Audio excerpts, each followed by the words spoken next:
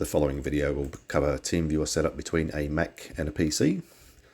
So the first thing we're going to do is hop onto our Macintosh and grab a quick version of Teamviewer. So you want to scroll down after you have clicked on download and download Teamviewer Quick Support.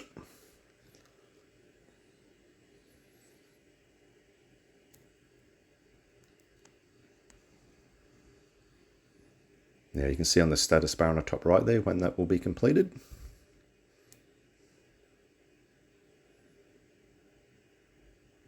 Or you can check in your downloads folder. Now here that will show you when the Teamviewer download is complete, and if you just double click on that, that will run the disk image opener.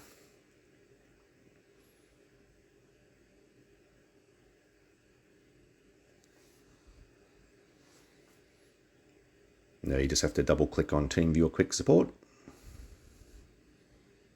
and once it's negotiated your network, it will give you a ID and a password.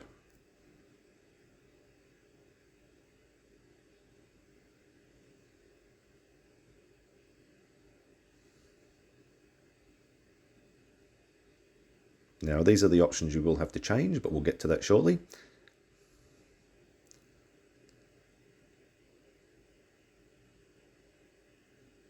Now once that's ready, you want to write down that ID and password and just pop it onto the PC version of Teamviewer that you're trying to log into your Mac with.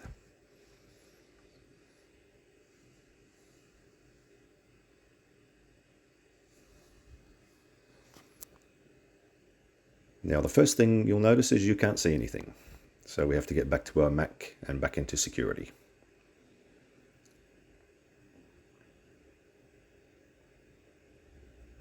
Now here you just have to log in with your normal password.